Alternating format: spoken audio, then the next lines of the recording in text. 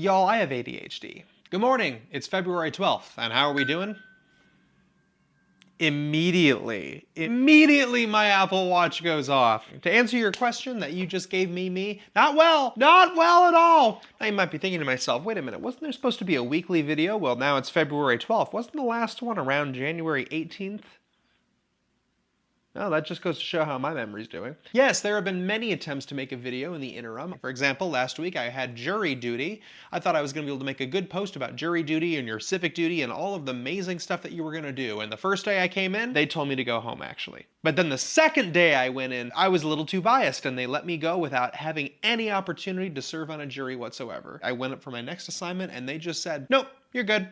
You're all fulfilled, you can go home. Which I mean, like, yes, jury duty you only get like 20 bucks for and you spend 8 hours, but I was genuinely interested in the legal process, having made things that related to the legal process. But I digress. I was going to tell you this week about an incredible documentary that I was going to be on that was going to be 3-4 days of just going all through Minneapolis and showing off what has been going on here truly. That was also canceled. I also had a fantastic job on Sunday that I was very much looking forward to share and talk about. And then they had me sign a massive NDA on the project, so I'm not allowed to talk about any aspect of it whatsoever, which is weird because the project isn't really worth an NDA, but I digress. I have to honor that. Yes, it seems to be nothing but cancellations or just being sent home.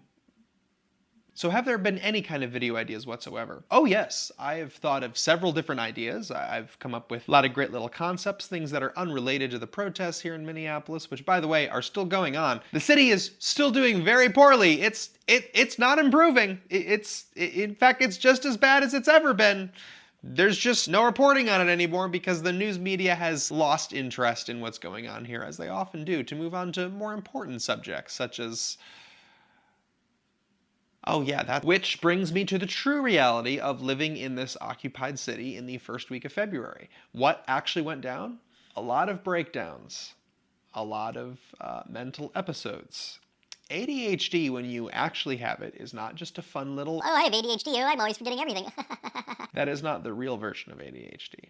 The real version of ADHD, when stress is presented and there's a lot of situations happening very fast, jobs are constantly changing, schedules are falling apart and rebuilding at a moment's notice, nutrition becomes an afterthought because you're trying to focus on surviving, bad things start to happen. Y'all, I'm not gonna lie, there have been a lot of days where I've just been nervously pacing all throughout the apartment because I'm unable to even do something as simple as go downstairs or get a coffee. It's been rapidly bouncing around between looking at my phone to looking at the news to looking at another screen with the same content on it to going back onto my phone to replay the same things over and over again. I think I have a problem. Even though I have to tell myself doom scrolling is not an appropriate use of time, all it will do is make you even crazier. So when I say breakdowns, what do I mean by that? Well, ADHD has a little fun thing called executive dysfunction. Now, if you don't know what executive dysfunction is, it is not just your typical, oh, I can't focus, or I'm lazy, or I'm procrastinating. Although you can gaslight yourself into believing that executive dysfunction is just laziness, or faking it, or being dramatic. According to this page here from the Cleveland Clinic, thank you Cleveland Clinic, where I was born by the way, executive dysfunction is a behavioral system that disrupts a person's ability to manage their own thoughts, emotions, and actions. Most common with certain medical health conditions, especially addictions, behavioral disorders like ADHD, brain development disorders, and mood disorders. By the way, ADHD is sort of all of those things, all wrapped into one. It can include wild mood swings, which, boy, I wish I could explain those to you, but we're not going to get into that today. It involves things like focusing too much on just one thing, being easily distractible, daydreaming or spacing when you shouldn't be, struggling to switch between tasks, problems with impulse control, and trouble starting difficult or boring tasks. This also includes awful things like ADHD overstimulation, which involves things like anxiousness, panic attacks, irritability, rapid heart rate, disassociation, nausea, and dizziness. This also includes ADHD meltdowns, which as choosingtherapy.com describes, leads to feelings like you have loss of control of your actions and feelings, and also this pressure makes it feel like you are short-circuiting, going to explode/implode, feel itchy, or even feel like it's hard to breathe or speak. These are all things I've been experiencing in vogue for the last 2 weeks. People with ADHD can sometimes describe it as a buzzing in the head, or as we like to call it collectively, the bees.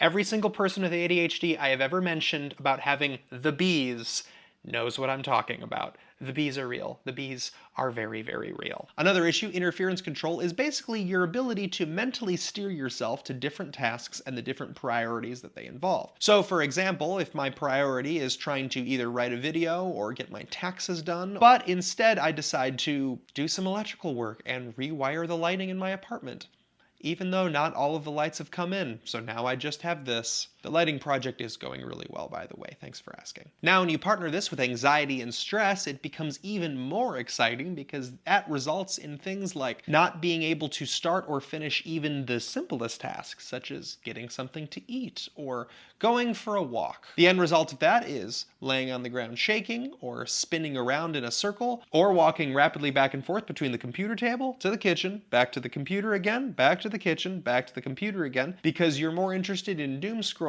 than eating.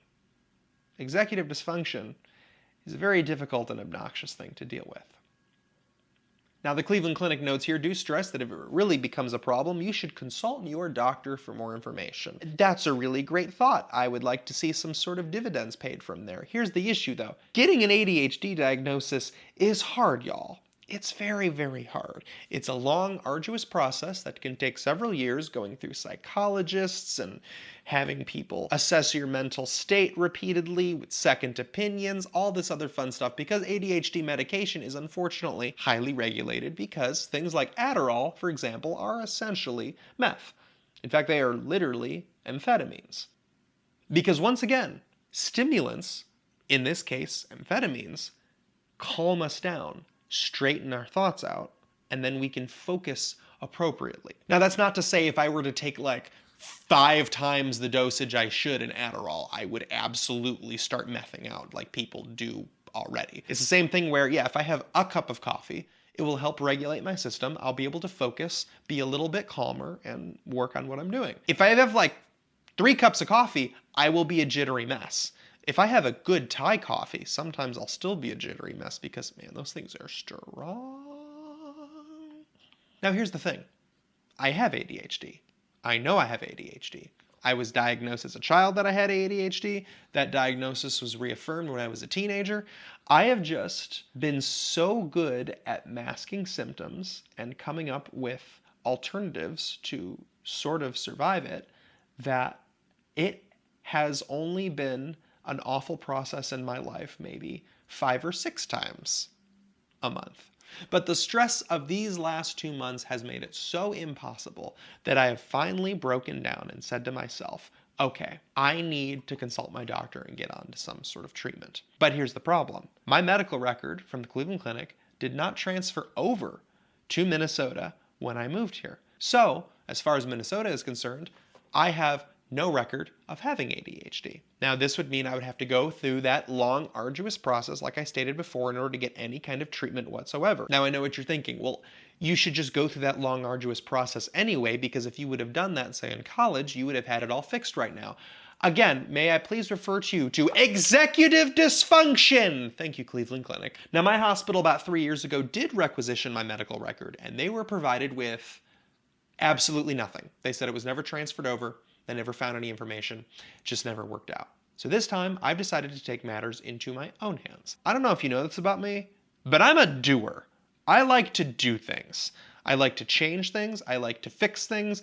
I like to move forward and get better and better. My brain chemistry fights me on it every step of the way, but usually I can find a way out and win. And this is going to be no different. Hopefully. It is currently 9:25 in the morning as I'm recording this, so we will be able to have an answer here at the end of the video. So, how did it go? Did it work? Tell me everything right now.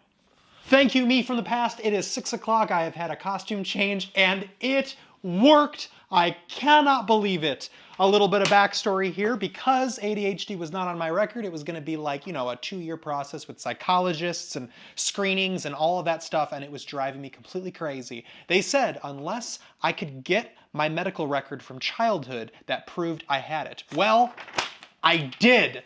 I requisitioned this from the Cleveland Clinic. They handed it to me in a physical printout. I brought it to my doctor, and honestly, they went, "That is good enough for me."